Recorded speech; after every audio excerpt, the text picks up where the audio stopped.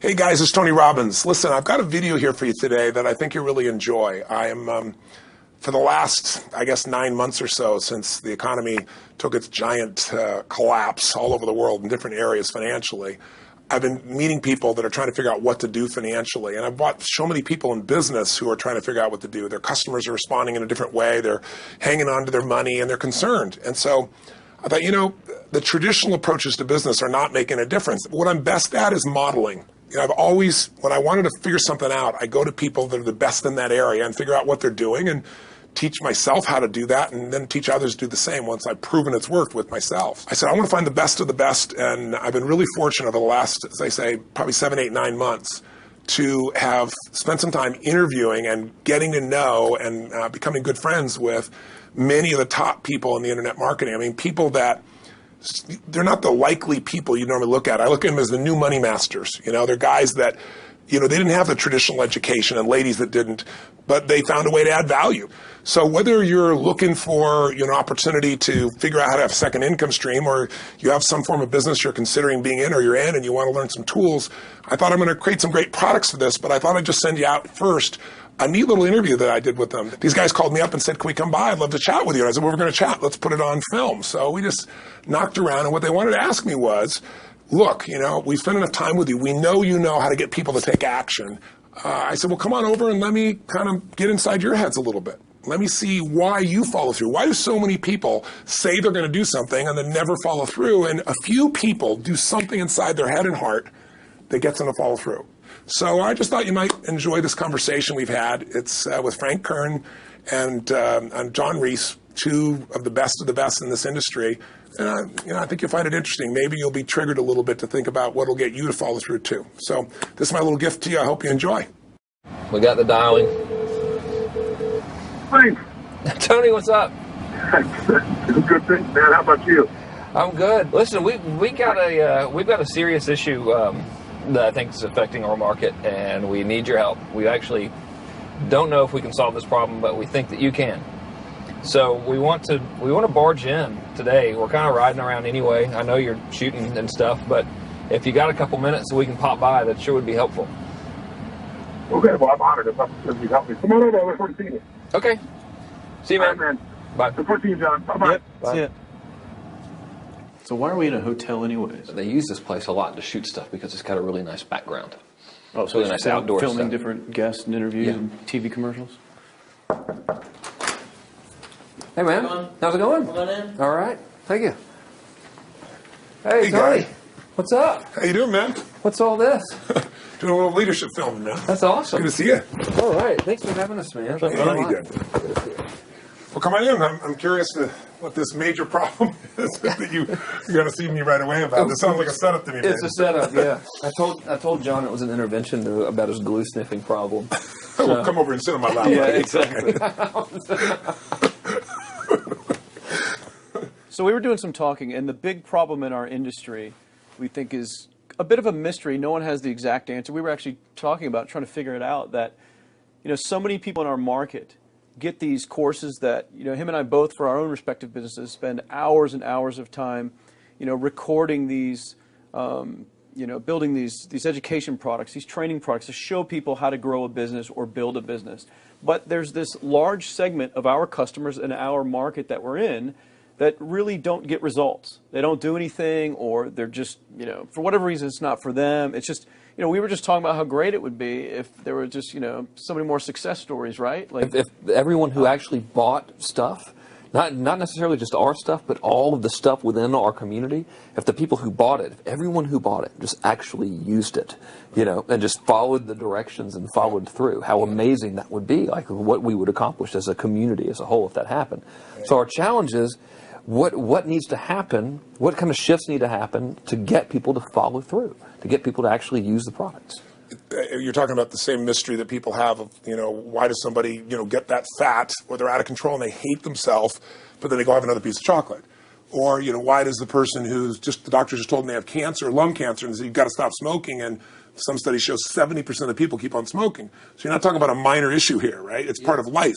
But there is an answer because there are people that do follow through. And there are people that never did before, and then they never follow through in their life, and now finally they break through. And that's what I try to focus on, is what those people do. Yeah. You know, in my case, in the business world, I look at people like you, people like Dan Kennedy. Yeah. What do these guys do? Okay, I'm just going to do that to the best of my ability. And sure, you know, it's like, well, oh no, I can't write copy as well as Dan Kennedy, or I don't have as much energy and drive as Tony Robbins. Well, but you didn't start. So like, what? You didn't start out got as Frank Kern. You didn't start out who you are. You started out trying to make how much? Come on. $300. Yeah. A week. A week. $300. Right. A week, yeah. And you failed at that in the beginning, didn't you? I failed pretty miserably. Yes. But it was effortless to fail. I mean, it's just like natural. Yeah. But truthfully, you went from $300 to, I remember you said your first time you believed, if I remember, was when you made like $2,500 in like 4 or 5 days when I was on vacation. While you're on vacation. That was when the true internet marketing dream was realized, you know, because I sold a downloadable product and I wasn't even there. I didn't have to ship anything. I was like, oh my God, this was so great, you know, $2,500. And to me, that was just a gazillion, you know, because my rent, I think, was like $400 or something. And when you told me that story before, and you just did it again, and you get you big grin on your face. Right. You get more excitement on your face than when you talk about doing 18. Than when you talked about doing the 18 million, which I know you're proud as hell of, and you didn't get all the money, but you made 18 million bucks for somebody in 24 hours, right? Yeah. But look at your face. It's like nowhere near as excited as $2,500 in 5 days, baby. The $2,500 is just as there's no difference. No, there's even more, because there was a moment when you recognized what was possible, but you didn't recognize it until you actually experienced it, but you only experienced it because you had to. Right. You had to keep going until you found it, just like you did. You had to keep going until you found it. And it's like the validation that the fear doesn't have to matter anymore, that you don't, there is no other, that, you know, not having the plan B and knowing that you're going down the one path towards what you want. Yeah. It's the validation in your brain that, hey, this works. It may not work yet on the level I want it to, but it works. I've just proven it to myself. Right. And for that, I win. It's game over. I've already won. Yeah. Because I've proven it to myself. Right. So it validates everything in my mind that I want to do now, just at a higher level, and doing more of it. That's it. Right. You just now leverage it. You now just stack it. So what do these people need to get started? Why aren't they starting? We all know the answer is fear. But the difference with you guys or me or anybody who's followed through is we're more afraid of what life would be like if we don't follow through than the person who's willing to settle for what they got and kind of hope it'll change and maybe purchase something for the moment and then not follow through on it. It's almost like people, overachievers, have a little more fear. They're a little more afraid of missing out. They're afraid of not being there, or they got a strong enough reason to follow through. So I'd say if you're looking at home, you want to give somebody some value, go, where do I start? I'm sick of this. That's a damn good place. That's probably why they bought the product in the first place, but now they're not. Escape from that for just a minute. What's that? They bought the product to escape from that state. Just for a moment. Yeah. So, because well, guess what? What makes people excited is progress. You don't have to be at the goal yet to feel alive again. You have to make progress. And the first step to progress is making a decision and buying the product. But then they don't do the second step, which is open the damn thing up. I think another powerful distinction that you're hitting on here is the fact that a lot of people that have breakthroughs in their lives, like including Frank and I both in different, success stories, situations, whatever you want to call them, is that, people typically hit rock bottom before that must is a reality. You're right. So in thinking of that, because a lot of things as well, like we hear in marketing, like if you had a gun to your head right now and you had to make money in the next, 48 hours, what would you do? And that really resonates with people. But so I just wanted to bring this into the conversation because I think a big part of the market of all these people aren't people that have their backs completely against the wall yet. That's right. Okay, so they're not in a must situation yet. They're in a desire situation where they're okay in their lives. They do have big dreams and ambitions. They do want greater things, but it's not pushing them yet to the point where they will do what it takes to master have the something. Must. So what do you think? How do people go from not having their backs against the wall when they have no choice to say, I'm totally sick of this, to conditioning their minds to go from their situation where they are, which may be okay, to getting something greater? Well, think about this. What pisses you off and what excites you is all relative. $300 a week, no, $2,500 excites him more, that memory to this day, than even the $1 million he did in his first 24-hour version, right? Or you breaking the 4 minute mile, $1 million. That must have been out of your mind. Tell me about that for a second. What did that feel like? You make $1 million in 24 hours. Nobody in history of the internet's done it. Euphoria. Yeah. It was unbelievable. What was your? It wasn't even about the money. That's exactly right. That's exactly right. It wasn't really about the money. No, it wasn't. I wasn't thinking like, oh, that's how many cars I can buy. No. It just wasn't. It was just breaking through like another barrier of progress. So at that point, it wasn't about your back to your wall. At that point, what it was really about... It was a further point for my fear, is what it really was. Further point for your fear, and for some people, and I think in some cases, it's also a recognition of who I am and what I'm capable of. So for somebody whose life is already great, this is about, what if I could take on another skill that could create more freedom for my life? And just saying, I'm not going to go out and try and do it all perfectly right now. What I'm going to do for the next 8 weeks, I'm going to create a little ritual. I'm going to do one thing a day to condition my mind, right, so that I get strong, so I follow through. I'm going to read something. I'm going to listen to something. I'm going to immerse myself. I'm going to go for an intense jog, or I'm going to go lift weights, but I'm going to do it consciously to get in a state where I'm going to follow through. That's number one, because people follow through when they're in state. Second, I'm going to get clear about why this is a must for me. It's not because my back's against the wall, but because I want to master an area of life that could create some freedom. I'm not going to master it overnight, but I got the system, I got the plan. I'm going to do one thing a day. I'm going to work on one subject a week. This week's going to be about figuring out what the right product or industry is. Next week's going to be basics of building traffic. And each week I'm going to make a little progress, and I'm going to get to a goal, whatever that is. I'm going to make $1,000, my $300 in a week. I'm going to get to my $2,500. That first $2,500 is the most excited. Unbelievable. The first $300. I remember It's the most life-changing, too. It is the most life-changing. I remember I was supposed to be a truck driver, making $24,000 a year because I'd be making the most anybody in my family had ever made. How'd that work out for you? Yeah, real well. Thank God I'm not driving a truck, right? I think you could pull the truck. I figured out I could pull it with my finger, man. I could do it with my teeth. I could pull it with my teeth, right? 36 grand a year was the goal. If I could make 3 grand in a month. When I did that, I was out of my mind. And then it was like, could I make 10 grand a month? Then it was 10 grand in a day, then 100 grand a day. Then could I make $1 million in a day? I had a day where I made $400 million in a day. The stock value of the company I took public, my personal stock. But it was probably after I did it, though, so it doesn't really count. I'm just joking. You're right. People don't remember who's first, Tony. 400 million, $1 million, it's all the same. Who cares? No, I'm not saying that's to brag. amazing, though. I'm not saying to brag. Of It's course. because they told me when I was on stage, I had this audience of about 15,000 people at the Continental Center. It was during a stretch break. I was doing what I loved, rocking the house. Everybody's going crazy. And they go, their stock's worth $400 million right now. I was like, wow, that's cool. It's like, okay, that's, I don't want to sound stupid. It's like, what's next? And I went right back to what I loved. Once you break through, then it just becomes a game. The people that are getting your products have not yet broken through in most cases. The breakthrough happens by conditioning your mind every day, by feeding it a role model or story. It's putting yourself in a peak state where you follow through by getting physically strong. It's creating a little ritual of doing a little bit each day, and then you get momentum. But the most important thing of all is what we started out with. Why? Absolutely. Why is it a must for you? It doesn't have to be you're against the wall, but it has to be something you're hungry for, because the only difference in people is hunger. And if you're not hungry, get around people that are hungry and something will hit you. You watch a conversation, you get around people that are doing better, and all of a sudden you start going, my life sucks. I remember I went to a guy in L.A., he's one of the most multi-billionaire guy, I'll never forget. And I lived in the Del Mar Castle, and I was really proud. That was like the symbol of me having taken myself from being poor to providing for my family this great place. It's built from castles in Europe overlooking the ocean, not far from you. And I went to this guy's house. He's a billionaire. He took me down to his wine cellar. I don't even drink wine. Went to this whole thing. At the end of the night, I was depressed. I lived in the Del Mar tenement, as far as I was concerned. I really was. I was like, I live in a crappy place, and all my standards changed.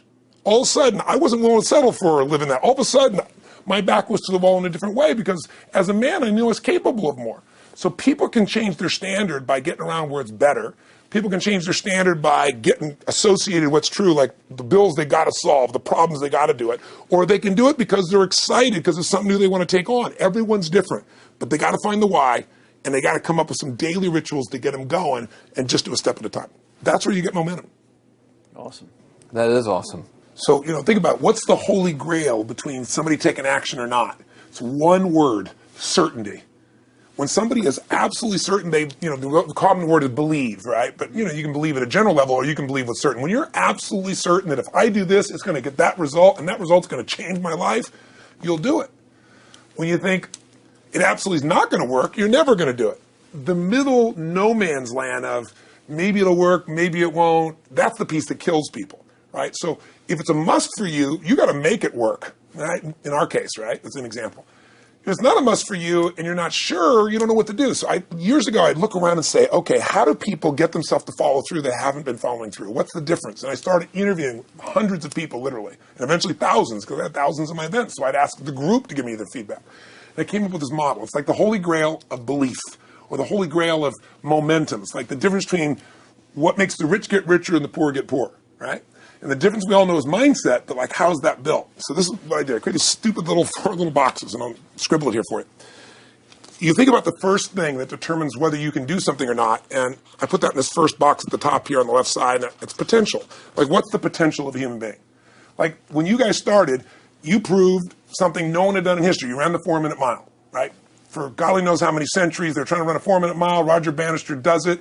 How did he do it? Do you remember?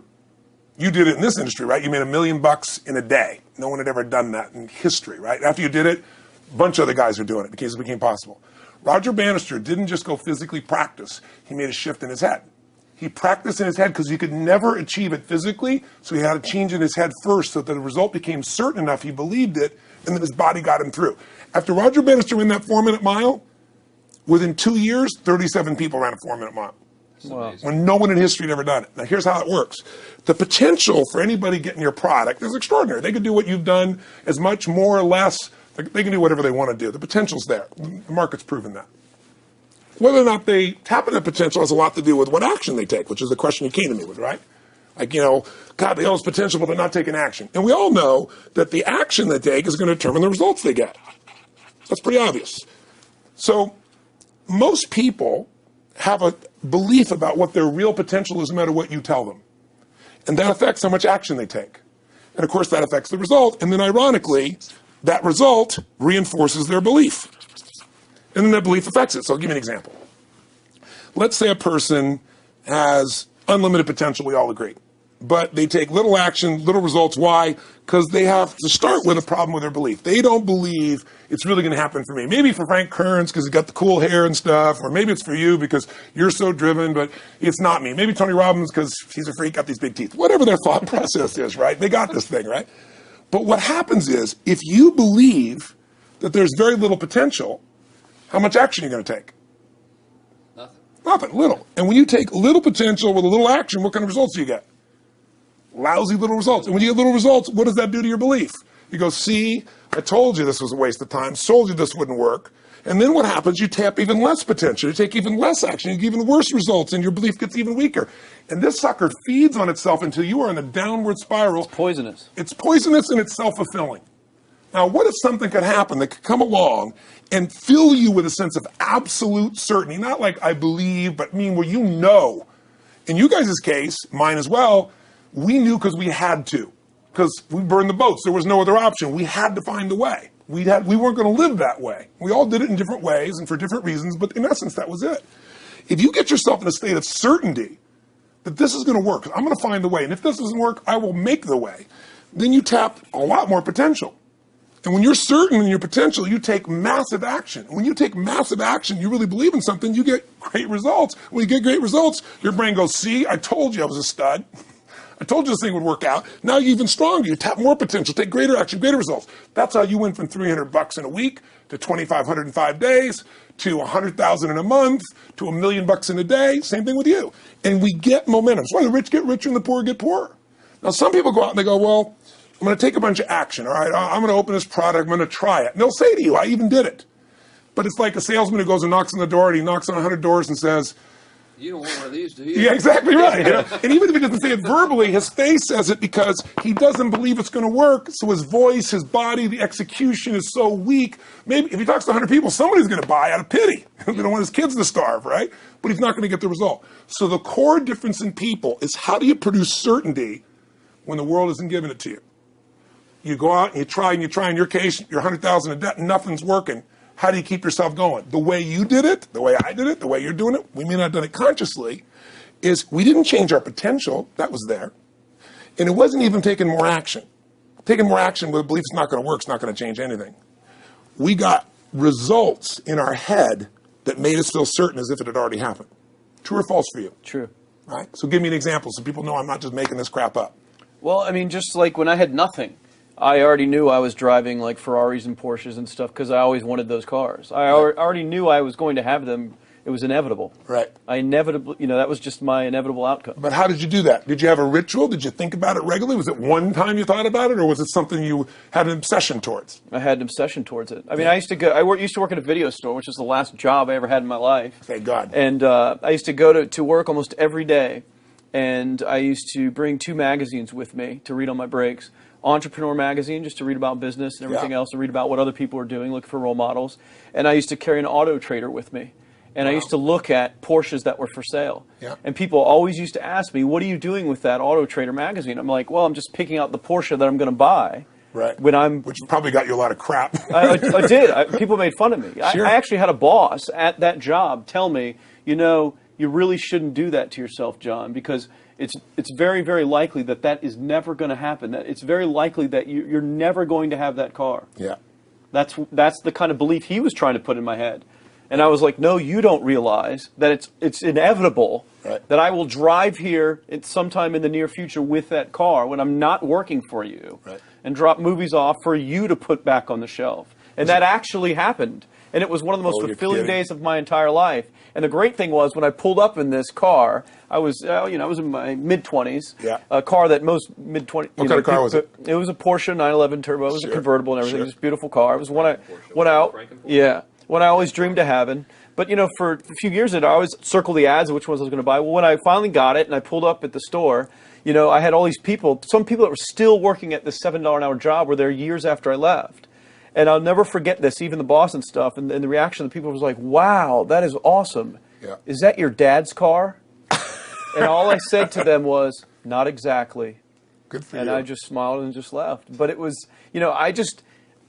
it's the weirdest thing, but I just knew it was going to happen. But you knew it because I conditioned myself to you did it to over know and over it was- again. yeah. When I was in high school, I was not a popular kid, but I was passionate and intense, and I'll never forget.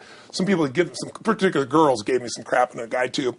And I wrote in their journals or their annual yearbook at the end, I wrote, someday, I said, you treated me like hell. Someday I'll be rich and famous, and you'll be an effing truck driver. And you'll be sitting there. I'll be with with this beautiful woman of my life, rich, and you'll be watching me on television thinking, you wish you would have treated me better. I actually wrote this shit in people's annuals because I went to a 10-year high school reunion. One of the people showed me this stuff, great. right? But it's like I burned the bridges, baby. I was like, this is how it's going to be. So I'll give you a perfect example of this. They did studies, many have been done at this element, where they want to say, how much does the mind affect performance? So take basketball. I've worked with a lot of NBA players and turned them around, and one of the problems many of them have is they'll choke on the free throw line. Well, everybody knows in that case, if you normally shoot really well and now you're not, something's interfering. Something's getting in front of your state, some uncertainty, right? Obviously. So they take a group and say, we're going to make them better. How do you make somebody better who's got this mental block? So they take a group of guys and they're going to do free throws, and they do one group where they just practice for 6 weeks. Totally intense practice, and I forget the number of free throws, but they got to do this many free throws every day. Take a second group, and they have them not practice at all. Obvious. And they take a third group and they don't let them touch a basketball. All they do is have them practice in their mind, but the key is it's not practice makes perfect, it's perfect practice makes perfect, as corny as that sounds. So these guys see themselves making the shot every single time, conditioning their mind and body that it's perfect every time. They're not interrupted by a reality that would screw with them. So at the end of 6 weeks, they tally it up, and now they give them a test to see who has the highest free throw percentage, success. What do you guess it's going to be? Well, the obvious person says, obviously, it's not the guys that didn't practice, but which one is it, the mind, or is it the ones that actually practice? I'm assuming the mind. Yeah, you would assume it because it's true. Right. You intuitively know the truth, that practicing's not enough. It's getting yourself so certain so many times that now when you go to do it, there's no hesitancy, and you execute.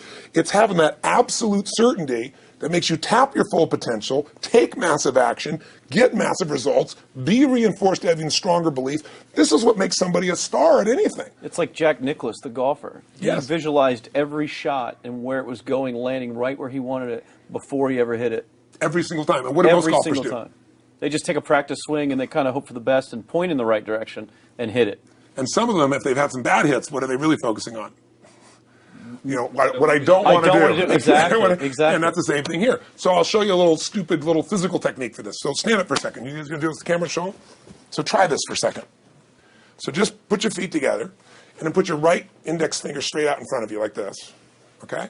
And all I want you to do is I want you to just turn clockwise comfortably as far as you normally turn. Just notice where you naturally stop. Go ahead and turn clockwise. People at home can do this too. Keep your feet straight. Notice where you stop. Come back around to me. Back around to me. Pretty good. Okay, good. Yeah, you're really good at this, right? Drop your hand. Now let's do something really simple. Close your eyes And you don't even have to visualize, just feel. I want you to imagine your finger coming back up again. And this time, see and feel it coming up. Don't actually make it happen, but feel like it's happening. Imagine in your mind that you're actually doing it. You're seeing it, you're feeling it. And then make it like a game where you turn twice as far this time. Like you're a little kid, you know, somebody measures you and you go, I'm taller, come on, measure me this week. And that desire to do a little further.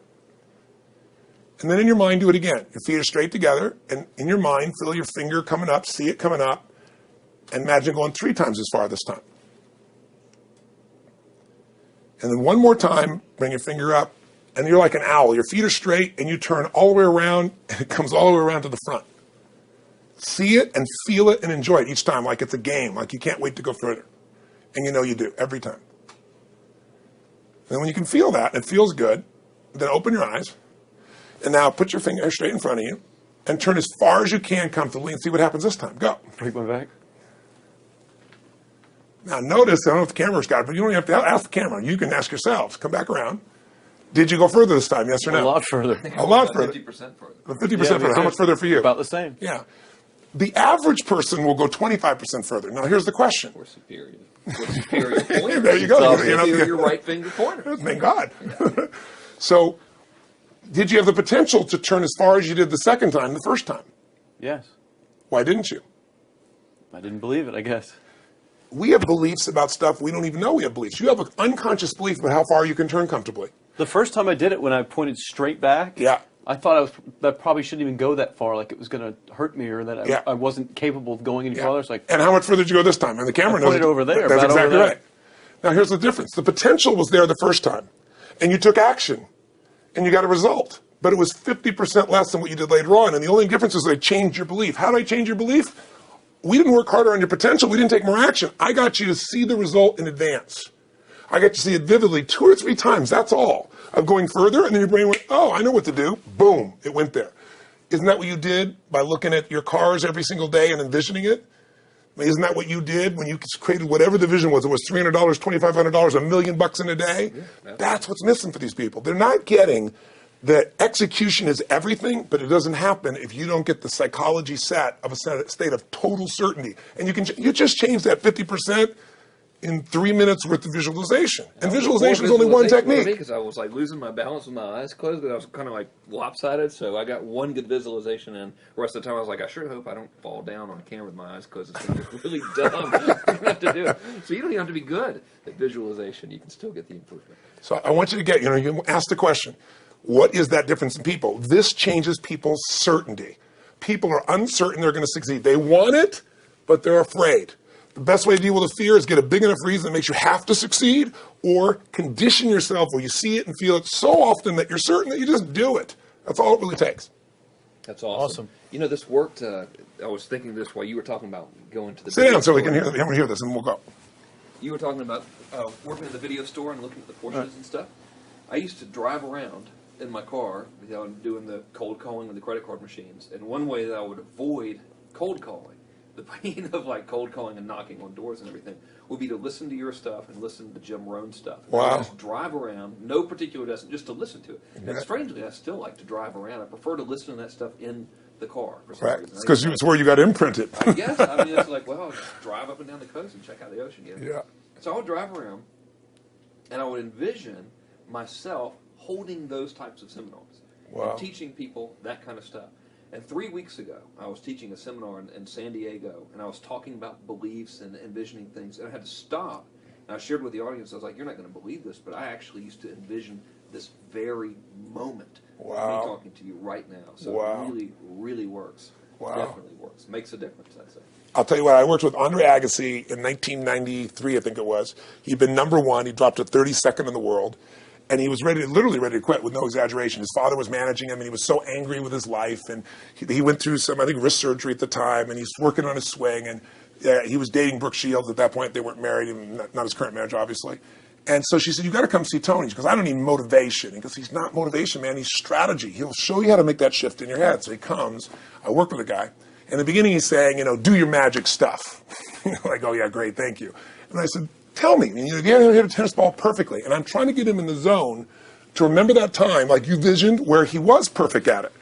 He goes, of course I have. And I get him vision over and over again. And finally, he's in the zone. He's feeling that again, right? He's seeing it, and he's feeling certain, and the swing is going perfect. And I said, how's that feel? He goes, it feels perfect. I said, but are you thinking about the swing?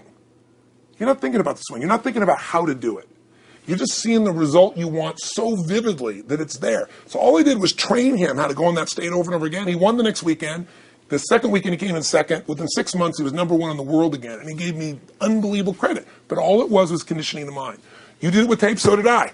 We were just talking about this earlier, Pam and I used to go when I was 17 years old down in downtown Los Angeles, this place called Night Education, Knight, like in the night. And I'd save up all my money, work as a janitor, and I would get these tapes and listen to these things over and over and over again. I went there for years, and I didn't have enough money, and I leveraged everything I had, but I knew how to train my mind. It's the one thing I knew how to do. This man's name was Mario. I saw him in his 80s. You know, he obviously knows how my life turned out and was very proud of the role he played in that process. He used to tell people the story. This guy's the real thing. He didn't just start out this way. This is how Tony did it. He listened to these tapes. He conditioned himself, right? This is the real stuff. He passed away a few years ago. I'm calling his house, and he passed away, and his daughter was there, and she wanted to share with me that how I touched his life and so forth. But the best thing was, I thought, you know what? I want to get those tapes. I want to get that stuff that conditioned. You know, I want to go back to that moment like you did of, you know, that moment was visualizing, now I'm living it. And she said, he left all this in his will to you. So I have all these tapes now that are from the time when I originally went through, and like I'd go to sleep and I had these sleep tapes that conditioned my mind to believe that I could succeed even when I was sleeping, or to build energy in my body. And anybody who wants to succeed has got to know it doesn't just happen. You can buy a product, but you also, with that product, have got to condition yourself. You got to make it a must, and you got to get a ritual. And if you do it, whatever you used to dream about you thought was so huge, you'll just live it. You'll live it like you lived this yesterday. Like we're all living the life that we envision because we had to, and because we played this game with our head. We got the belief to be real by seeing it enough times and feeling it enough times till our brain believed it, and then it made it happen. Which raised the potential, which made us take more action, which got us better results, which raised our beliefs again. That's right. And then that's why the rich get richer and the poor get poorer. So instead of bitching about it, change it. And this is how you change It's like a self-fulfilling prophecy. Completely. It's pretty easy to change. Just that one simple exercise was amazing. I'm still like, holy crap! You know, I wonder what else I can do now. But look what most people do. Most people do the opposite of that, right? They get the product or they think about doing it, and what do they envision? It not working. That's right. The excuses. So they vision it not working. As soon as they envision it not working, they feel uncertain. As soon as they feel uncertain, how much potential they tap? Little, if anything. And so they send back your product, and they listen to the damn thing. You know? And guess what? What does that do, by the way? They make that as another lousy result in their life. I didn't even follow through on that, and they believe even less. This process is the Holy Grail.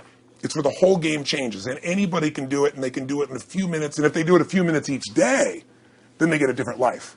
They do it a few minutes one time, their life changes for the day. We're defined by our rituals.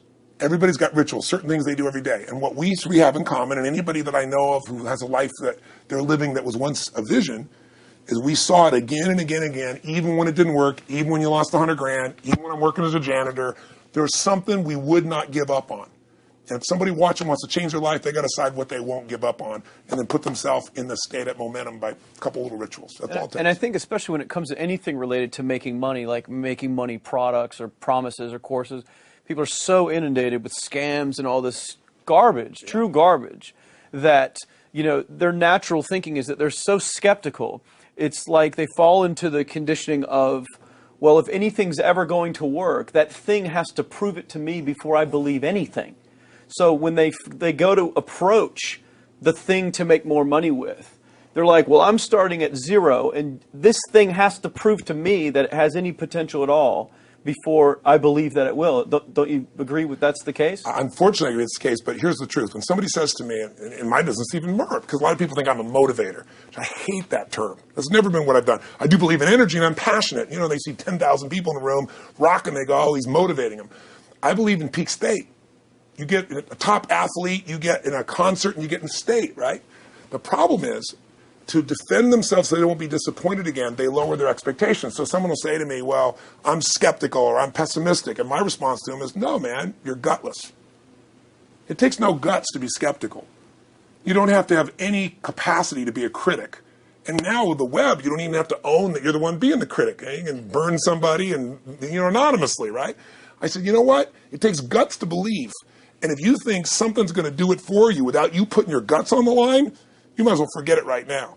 So this idea that I'm skeptical or they got to prove it to me, it's the biggest lie. What that really is your fear talking. You're so scared of failing, you don't even want to get your hopes up. And if you don't get your hopes up, you might say, well, what if they get their hopes up and somebody gets disappointed? How many disappointments have we experienced in our business careers and in our lives? The difference is some people take disappointment and let it destroy them. Other people take disappointment and let it drive them. And you get to choose. Are you going to turn this thing into why it didn't work and a bunch of stories and excuses? Or are you going to take this thing that didn't work and figure out what are you going to do to make it work?